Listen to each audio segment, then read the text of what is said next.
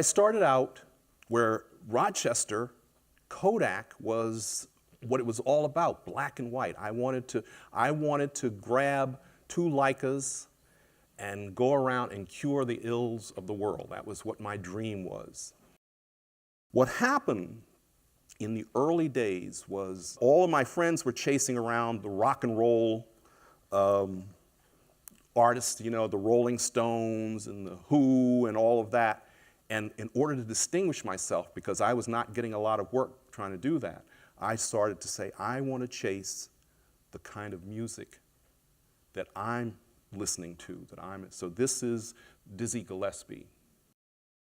This is Miles Davis. He says, what you want my picture? I said, well, I've loved the jazz musicians. I've been chasing jazz musicians for years. I really would love to get your picture. He said, I've been photographing your colleagues for years. And he says, who you got? You know, and I'm trying to think, who have I got? And I've got to sort of prioritize them so that he thinks they're worthy. So I said, I got Mingus and Dizzy, and I got, you know, and all people he's played with. So I was getting ready, backing out the room, but he said, take all the pictures you want, so.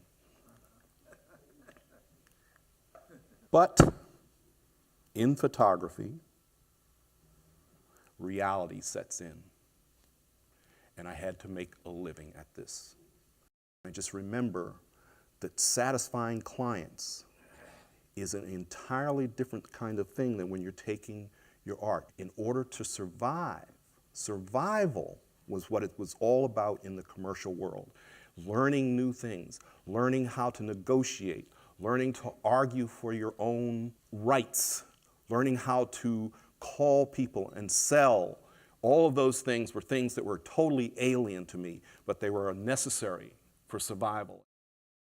One of the things I try rarely to reveal, I'm afraid of absolutely everything. I'm afraid of the dark. I'm afraid of water. I'm afraid of heights. But in our world of photography, in order to get a different point of view, if you stick a camera in my hands, I'll do almost anything. And I talk about photography being about weight and weight. W-E-I-G-H-T and W-A-I-T. The weight of the picture, the weight of the situation, the weight of the composition, the weight of colors being put in different places.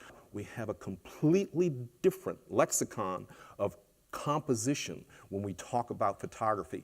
Photography is so much more important in terms of spontaneity. This is one of the big long-term projects. This is the Olympics. We've been photographing the Olympics since 1984.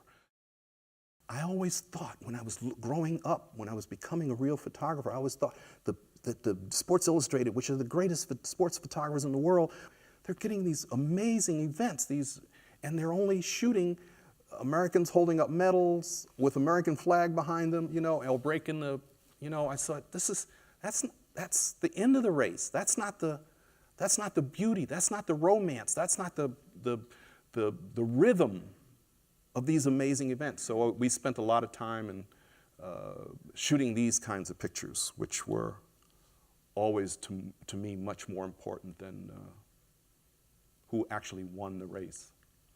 One day I said, you know, but this is not what I signed up for, you know, shooting photographs. Nobody's going to remember me for that great photograph of that computer for DEC. You know, so I said, I've got to readdress all those things I was talking about, going and curing the ills of the world. So I embarked on a project, 7 years of shooting and almost an 8th year of writing the book, the Death Row book. We went in and photographed men and women, 27 in all, 14 different death rows around the country.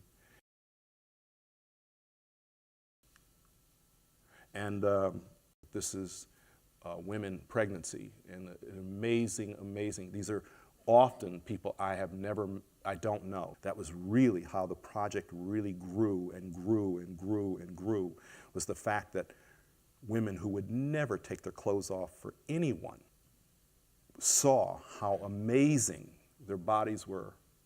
So, and it also had a lot to do with the life-affirming nature of birth, of new birth, after doing a project like Death Penalty. This is all about fear. Fear is one of those things that we have to learn as photographers to get over. People who have cameras, they're often, I don't want to interrupt that. I don't want to get in the way. I don't know that person. I don't want to see, I can't do this. What if I disturb them? Okay, well, this is West Africa, and I saw this, and I said, and it was amongst a bunch of young men, all drinking beer, rowdy, punching each other, the whole thing. And I said, what's the worst they could do to me? So I turned around and came back, and I don't speak Wolof. He didn't speak any English, but I indicated I wanted to take a picture. I'm sure he thought I was going to take a picture of him, which I did, of course, but I don't remember what the guy looked like. It was that chest in that New York. And it's the gift. That really fine line of being out and not having any point of view, not knowing when you leave the house, not having any clue as to what you're going to actually photograph that day, and I call it the gift, Hopefully, every day you at least get one gift.